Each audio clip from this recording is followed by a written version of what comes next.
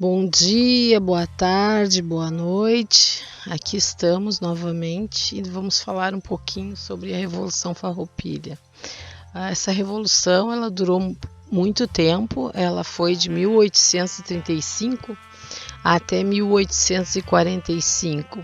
Portanto, é claro que nós vamos cortar muitas coisas, tá? Nós vamos falar aqui a partezinha mais importante, o básico do que vocês precisam saber. Os farroupilhas foram apelidados de modo jocoso de jurujubas pelos imperialistas e, por sua vez, os farroupilhas colocaram também um apelido carinhoso nos restauradores, gostariam de restaurar os privilégios que os portugueses tinham aqui no Brasil, de caramuru. O que aconteceu, né? Qual era o problema real dos farroupilhas e quem participou desse movimento, tá? Primeiro assim, vamos dar uma olhada que os farroupilhas aqui no Brasil, eles não participaram daquelas capitanias hereditárias. Então o Rio Grande do Sul aqui, ele não foi dividido como foi o resto do país pelas capitanias hereditárias. Foram feitas concessões para a ocupação dessa terra aqui, acordos, muitas vezes também através de brigas, né, de guerras, de militares. Então, sendo assim, nós vamos ver assim quantas pessoas participaram daqui, os grupos, tipo de pessoas que participaram da Revolução Farroupilha. Então, nós tínhamos estancieiros militares, nós tínhamos escravos, nós tínhamos liberais, nós tínhamos apenas republicanos que não eram abolicionistas, então eles queriam uma república, mas não queriam que os escravos fossem libertos. Então, nesse meio, assim, o que a gente vai ter? Uma mistura muito grande, um mosaico muito grande de interesses, porém, eles tinham um interesse comum, que era a questão que nós vamos falar agora, que é a questão dos charqueadores, tá? Do charque. O Brasil, boa parte do Brasil, a região sudeste, a região norte, vivia de exportar. Então, o que se exportava nessa época? Se exportava o açúcar e se exportava o café. Sendo assim, essas duas monoculturas, né, economias consideradas monoculturas. Para quem não sabe o que é uma monocultura, é uma característica que tinha muito aqui no Brasil. Seria o seguinte: tu precisaria de uma grande quantidade de terras, que é o latifúndio, que nós chamamos de latifúndio, e monocultura, geralmente, quando se fala em monocultura, nós estamos falando numa só cultura e que ela é voltada para o mercado externo. Então, não é aquilo que seria assim, tu diferenciar, né, a produção, mais que quando se fala muito em diversificação da produção, se fala muito em abastecer o mercado interno, e não era isso que acontecia no Brasil. E os farroupilhas, esses que muitos estancieiros eram também charqueadores, então eles tinham as charqueadas, em que a maioria também dos trabalhadores eram escravos. Esse charque, ele servia justamente também para alimentar o resto dos escravos no Brasil, e ele era vendido. Ele era exportado para dentro do Brasil. Então, quer dizer, enquanto lá o café e o açúcar era uma exportação voltada para outro país, o nosso aqui era tido aqui para alimentar as pessoas aqui dentro do país. Só que o que acontecia? Essas pessoas que compravam do governo aqui do Rio Grande do Sul, dos charqueadores aqui, eles tiveram mais vantagens porque o governo, naquela época, o que o governo fez? Ele pegou e reduziu a taxa do charque que vinha da Argentina e do Uruguai. Então, as regiões platinas, elas tiveram muito mais vantagem do que os rio-grandenses aqui. Outra questão também que incomodava muito os rio-grandenses era a questão dos portugueses. Apesar de nós já termos ali declarado a independência do Brasil em 1822, os portugueses, eles ainda tinham cargos no governo e tinham cargos também na questão dos militares. E isso era algo que incomodava muito as pessoas que estavam aqui. Por quê? Porque acostumados, né, a viverem um pouco mais e querendo viver um pouco mais independente, os parlamentares daqui da República, dessa parte aqui, não estavam gostando desse tipo de governo, tá? Nós estamos no governo regencial.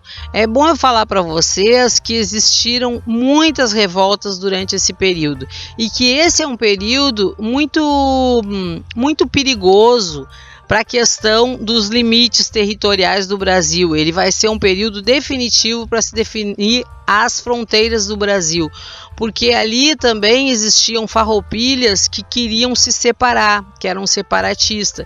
Então eles queriam formar a República Rio-Grandense, ou seja, um estado, um país, no caso seria, né, separado do Brasil. E eles chegaram a proclamar essa República Rio-Grandense, tá? E alguns farroupilhas eram contra. Então o primeiro farroupilha que eles colocaram ali, no fim como ele era um homem, ele foi criado, ele teve muito tempo em Portugal e tal, ele tinha um pouco de mais laços com os portugueses e acabou não dando certo esse tipo de coisa. Por quê? Porque é como eu falei para vocês, existiam interesses que eram interesses diferentes. Outra questão é que nós vamos ter também ali o envolvimento da maçonaria, porque Bento Gonçalves, que era um dos líderes, ele era maçônico, então ele também, a maçonaria vai participar desses movimentos que também são considerados movimentos liberais. Por que movimentos liberais? Porque eles pretendiam a república e alguns pretendiam também a abolição da escravatura, tá? Não eram todos que estavam ali, por isso eu falei para vocês que é um mosaico muito grande, certo? Então eles vão ocupar, o Bento Gonçalves, ele vai ficar em Pedras Brancas, né? Que é o atual, e dali ele vai liderar a revolta para tomar conta ali de Porto Alegre, destituir ali o presidente de Porto Alegre e tomar conta, dando um golpe no caso. Alguns iam liderar, como Gomes Jardim, lá aquele morro lá da Zenha, que hoje em dia é cemitério, né? Então ele e Onofre Pires ficaram lá em cima, liderando a revolta. Alguns ficaram ali perto do próximo à Zenha. Acabou-se que no final de tudo isso, né, de lutas, de guerra contra o governo, nós vamos ter ali 47.829 mortos, é bastante gente, né? E nós teremos também a não satisfação na questão, porque vai ser assinado um documento no final chamado Ponche Verde, e esse documento, os farroupilhas, eles pedem o seguinte, né? O fim dessa taxação do charque, né? Porque o que acontecia? Como o charque, a importação do charque do Uruguai e da Argentina era mais barato, o resto da população do Brasil vai comprar mais de quem? Da Argentina e do Uruguai. Então prejudica o charque gaúcho, porque o charque gaúcho ele ficou com uma taxação maior. Então eles vão pedir que acabe com isso. Alguns vão pedir a liberação dos escravos e outros vão pedir também a anistia, né, que seria o seguinte, para que eles não fossem prejudicados, presos ou perdessem algo, né, por causa dessa revolta. Então, para que eles não tivessem nenhuma perda, no caso, eles iriam parar com essa guerra, depois de 10 anos de guerra. Alguns acordos ali foram feitos, né? Só que a questão da escravidão já era mais complicada e foi algo que não foi aceito. Por quê? Porque a maioria do país, ele vivia mesmo da mão de obra escrava, e se, no caso, assim, o governo ele resolvesse liberar todos os escravos, ele teria que, claro, fazer isso aí, que sempre é uma questão de boa vontade, de querer, né? Mas para isso precisaria um planejamento, no caso, e aí o governo ele cedeu algumas coisas, mas essa parte aí da escravidão tem muita coisa ainda que não foi revelado, né? Também tem uma questão de que Davi Canabarro teria feito um acordo lá com o Duque de Caxias para deixar lá os escravos que foram para a guerra também, porque os escravos iam para a guerra porque se prometia para eles que depois da guerra eles conseguiriam a liberdade, né? E existia também uma ideia que se tu conseguisse ir para a guerra, talvez tu conseguisse fugir via Uruguai, via Argentina, e que lá não teria escravidão, quem fosse para lá, né? Então seria como se fosse assim um sonho, né? Algo assim muito desejável. Poxa vida, se eu conseguir atravessar a fronteira, imagina só para uma pessoa que é escrava, né? Se eu conseguir atravessar a fronteira, lá é um lugar que eu posso ficar livre.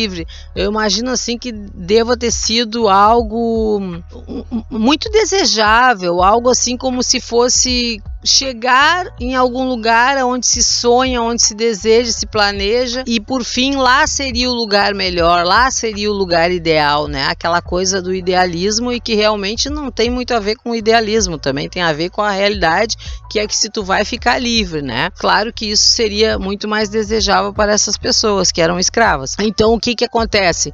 Muitos eles foram para a guerra pensando nisso, pensando assim, bom, agora eu vou para lá, para aquele lugar lá, e para a guerra, e eu posso também fugir. Só que não aconteceu isso, e essa questão desse acordo com o Duque de Caxias e o Davi Canabarro ainda não se tem prova o suficiente. Então, o que seria isso? Seria que o Davi Canabarro teria tirado, né, as armas dos escravos, e teria deixado ali que os escravos acabassem morrendo na mão dos homens ali do Império, tá? Do Duque de Caxias. Só que isso aí, por que a gente está falando assim? Porque isso aí é alguns rumores, não tem prova o suficiente disso, então se fala nisso, mas é necessário mais pesquisa para poder se comprovar esse tipo de coisa, tá? Então eu espero que vocês tenham gostado.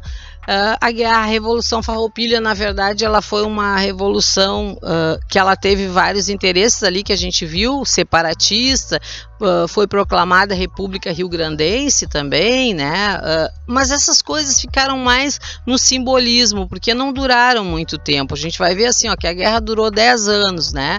Então, se durante um tempo o Rio Grande do Sul ficou na mão dos farroupilhas, isso não teve impacto na vida da população rio-grandense, dos gaúchos, exceto o impacto que sempre tem quando tem uma guerra. O impacto seria impactos negativos, né? Eu digo impacto positivo, não. Negativo, claro que tu tem que ir para uma guerra, que tu vai para uma guerra, que uma guerra faz com que pessoas morram, com que haja sofrimento e com que o preço dos alimentos também aumentem, né? Aumenta também as doenças, tudo que é ruim aumenta numa guerra, tá?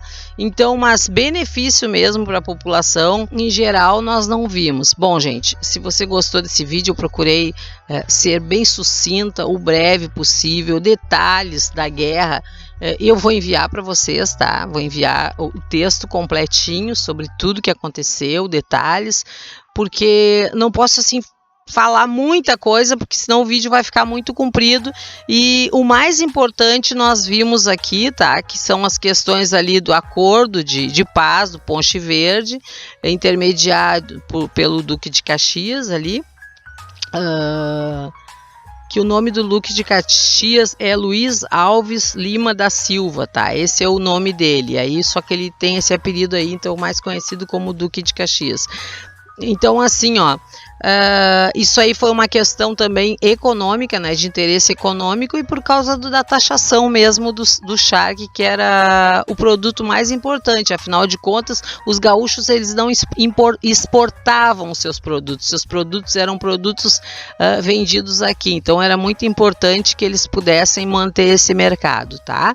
Eu peço que vocês dêem um joinha aí, dá uma curtidinha aí, ativa o sininho, porque quando tiver vídeo novo vocês vão ser notificados. Se vocês quiserem, vocês podem compartilhar. Sobre esse lugar aqui que eu estou, tá? Esse lugar aqui que eu estou é um sítio, tá? Uma hora eu vou contar pra vocês a história desse lugar aqui, porque é muito legal, tá? Mas assim, só pra adiantar pra vocês, esse lugar... eu sempre gostei da natureza, então eu sempre busquei a natureza, e mesmo antes, porque antes nós podíamos até pegar carona, então nós saíamos com nossas mochilas em turma, pegávamos carona e acampávamos, tá? Então a gente acampava, nós era muito simples, muito divertido. Eu vou contar para vocês uma hora, eu vou fazer um vídeo sobre isso, tá? Tchau, beijos, fiquem com Deus, se cuidem.